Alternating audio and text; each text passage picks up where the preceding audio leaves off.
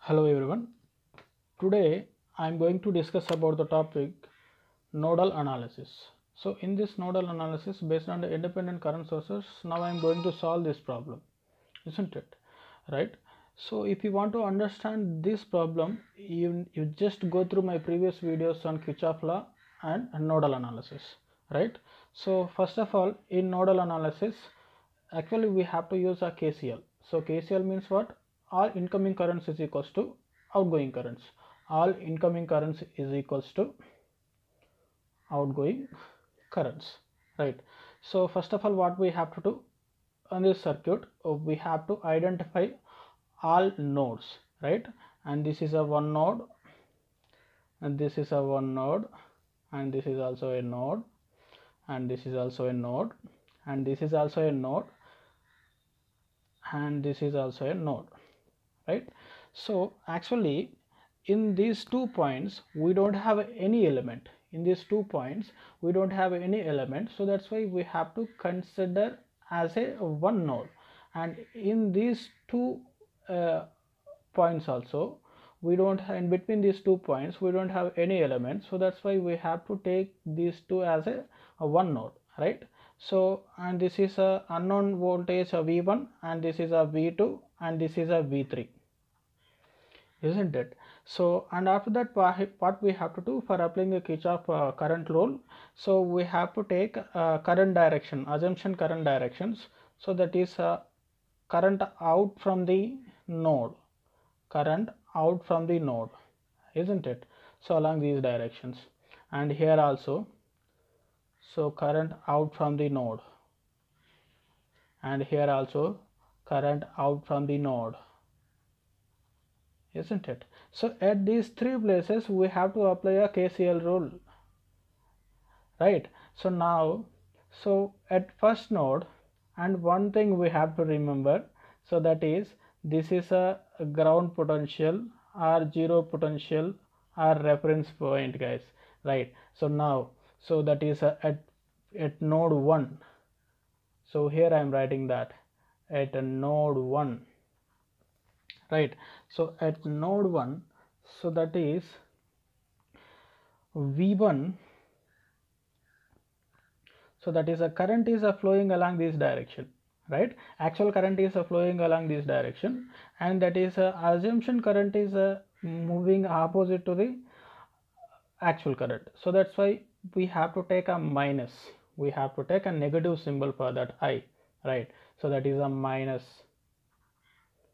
I1, right? So that is a V1 minus V3 plus V1 minus V3.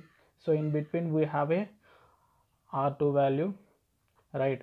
So now plus, so that here the current direction is along this direction, so along the actual current direction, so that is a plus I3, right? So now this is V1 minus V2 by R4 plus V1 minus V2 by R4 is equals to 0, is equals to 0. And now at node 2, so now at node 2, so what we have to write, so then, so here, so that is all outgoing currents V2 minus V1, V2 minus V1 by R4, and V2 plus V2 minus V3 by R3. So this is plus I2 is equals to 0. And now at node 3, so here I am writing that. So now at node 3, so that is V3, all outgoing currents, V3 minus V2 by R3. So now here plus V3 by, actually V3 minus 0 by R1. So now I'm not writing that 0, V3 by R1, and V3 V3 minus V1 plus V3 minus V1 by R2, and then this is this current direction is current is flowing along this direction, so that is opposite to the current actual current source. So now that is a minus, so here I am writing that minus I3 is equals to 0, minus I3 is equals to 0.